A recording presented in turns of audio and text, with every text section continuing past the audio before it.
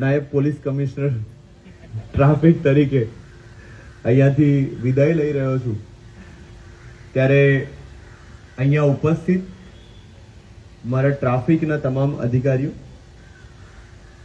Zone 1 ના તમામ અધિકારીઓ, અન્ય પોલીસ અધિકારીઓ, મારા પરિવારના લોકો, એસપીસીના ડીઆઈ, સીપીઓ અને કેડેટ્સ, તમામ સ્કૂલમાંથી, એનજીઓઝમાંથી આવેલા લોકો, એ સિવાય પણ પોતાનો પ્રેમ દર્શાવવા માટે આવેલા તમામ વ્યક્તિઓનો ખરા હૃદયથી આભાર વ્યક્ત કરું છું કે આજે આ મોમેન્ટને આટલી સ્પેશિયલ આપે બનાવી. એસીપી એ ડિવિઝન બ્રહ્મભટ્ટ સાહેબે જે સ્પીચ આપી, મજા આવી. ઘણા ઓછા અધિકારીઓ એવા હશે અમદાવાદ શહેરમાં કે જેને બે ઝોનમાંથી એક સાથે વિદાય લેવાનો અવસર મળતો હોય છે. હું કદાચ 3 ઝોનમાંથી લઈ રહ્યો છું, મારું ટ્રાફિક પશ્ચિમ ઝોન, પૂર્વ ઝોન અને ઝોન 1. એટલે આ મારું સદભાગ્ય છે કે અમદાવાદ શહેરની અંદર કામ કરવાનો મોકો મળે. જ્યારે ડીસીપી ટ્રાફિક તરીકે પોસ્ટિંગ થયું ત્યારે મને લાગ્યું કે આ કંઈક નવા પ્રકારનો જોબ રોલ જે છે એ આપણને એસાઇન થયો છે. મારું એવું સ્પષ્ટ માનવું છે કે તમામ જગ્યા ઉપર રહીને આપ કંઈક તો એવું સિગ્નિફિકન્ટ કરી શકો છો જેથી આપ ઘણા બધા લોકોના જીવનમાં એક પરિવર્તન લાવી શકો.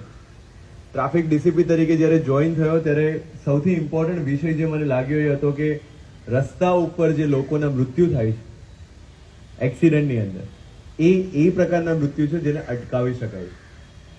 ટ્રાફિક એક એવો વિષય છે કે જેમાં ક્યારે તમને થેન્ક યુ જેવો શબ્દ સાંભળવા નથી મળતો. જો ટ્રાફિક નોર્મલ ચાલે તો લોકો પહોંચી જાય, પણ ટ્રાફિકમાં અટક્યા હોય તો ગાળ ચોક્કસથી આપે. એટલે મારા માટે સૌથી મોટા 2 ચેલેન્જીસ હતા. એક તો રોડ પર જે મારા ટ્રાફિક જવાન અને ટીઆરબી કામ કરી રહ્યા છે એનું મોરલ કઈ રીતે અપ લાવવું, અને રોડ પર જે અકસ્માતો બની રહ્યા છે જે અટકાવી શકાય છે એને કઈ રીતે અટકાવવા. આ મિશન સાથે કામ ચાલુ કર્યું અને પરિણામ એ આવ્યું કે 2024માં ટ્રાફિક પૂર્વ ઝોનમાં 33% જેટલા ફેટલ જે છે એ 2023ની કમ્પેરિઝનમાં ઓછા થયા. 92 જેટલા લોકો જે છે એ એક્સિડન્ટમાં ઓછા મર્યા. અને એનું ક્રેડિટ બીજા કોઈને નહીં, પણ એ 4 રસ્તા પર ઉભા રહેલા મારા ટ્રાફિક જવાન અને ટીઆરબી. મારું કામ માત્ર આઈડિયા આપવાનું હતું કે આ કટને અહીંયાથી બંધ કરો, આ મુવમેન્ટને અહીંયાથી લઈ જાઓ, પણ એ ઇમ્પ્લિમેન્ટ કરવાનું કામ એમણે કર્યું છે. અને આ જે પણ અચીવમેન્ટ થયું છે એ ટ્રાફિક જવાન, ટીઆરબી અને મારા ટ્રાફિકના થાણા અધિકારીઓને સમર્પિત કરું છું કે એમની મહેનત વગેરે શક્ય નહોતું. આ 3 વર્ષ, ઓલમોસ્ટ 2 વર્ષ ને 11 મહિનાના સમયગાળામાં એવા ઘણા બધા ચેલેન્જીસ આવ્યા. શરૂઆતમાં જ્યારે હું હાજર થયો ત્યારે માનનીય વડાપ્રધાન શ્રીનો 52 કિલોમીટરનો રોડ શો લગભગ 20 એક દિવસમાં ગોઠવાનો હતો. અમદાવાદ શહેરની 40% જનતા, 40% પોલીસ ફોર્સ હાજર હતી, 60% ઇલેક્શનમાં બહાર હતી, અને 40% ફોર્સ સાથે પણ આટલો મોટો રોડ શો જે છે એ કરવાનો મોકો મળે. અને એમાં સૌથી મોટો ફાયદો એ થયો કે 20 જ દિવસમાં મને પૂર્વ અમદાવાદના ઘણા બધા વિસ્તારોનો પરિચય થઈ ગયો.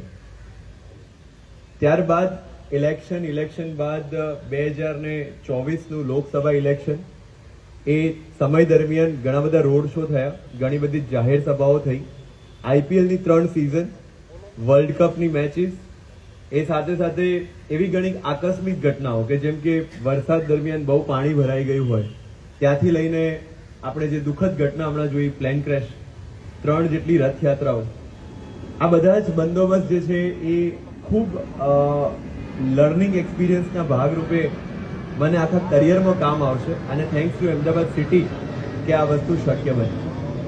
પહેલી વાર ટ્રાફિક વિભાગે ટેકનોલોજીની સાથે સાથે રોડ એન્જિનિયરિંગ પર કામ કરવાનું શરૂ કર્યું.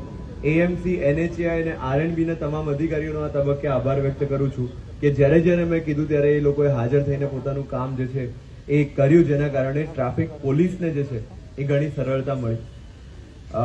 એ તમામ અધિકારીઓ જે અહીંયા ઉપસ્થિત નથી એ તમામનો આભાર વ્યક્ત કરું છું. એ જીએસઆરટીસી હોય, એએમટીએસ હોય, બીઆરટીએસ હોય, એએમસી હોય, આરએનબી, એનએચએઆઈ, એના સિવાય પણ એવી ઘણી બધી સંસ્થાઓ છે, અર્બન લેબ ફાઉન્ડેશન છે, જેમના એન્જિનિયર્સનો અમને ખૂબ સપોર્ટ મળ્યો, જેના કારણે આજે આ ટ્રાફિક વિભાગની અંદર જે કામગીરી થઈ છે એ શક્ય બની.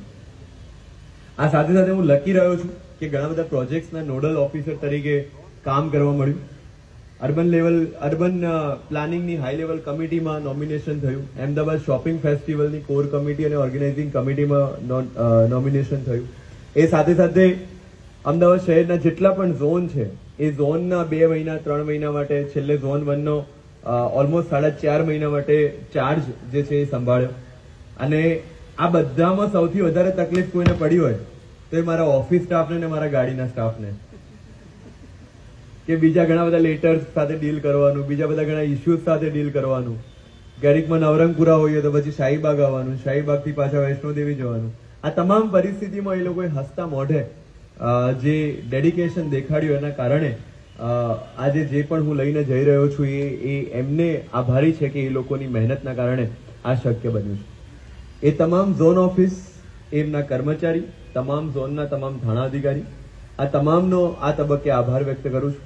મારા ઝોન 1 ના બંને એસીપી, ઝોન 3 માં વાણી, આ તમામ લોકો અહીંયા ઉપસ્થિત છે એમનો આભાર વ્યક્ત કરું છું. ઝોન 3 નો પણ ચાર્જ રાખ્યો છે, 2 નો પણ રાખ્યો છે, તમામ એસીપી જોડે કામ કર્યું છે. અને આ જ બધા આપણા હાથ પગ હોય છે. જેમ કીધું એમ કે કામ તો એકચ્યુઅલમાં નીચેનો કોન્સ્ટેબલ, હેડ કોન્સ્ટેબલ કરતો હોય છે, આપણે ક્રેડિટ લેતા હોઈએ છીએ. પણ યુનિફોર્મ એવી એક વસ્તુ છે કે જે યુનિફોર્મ જે ખાખી મેં પહેરી છે એ જ ખાખી કોન્સ્ટેબલે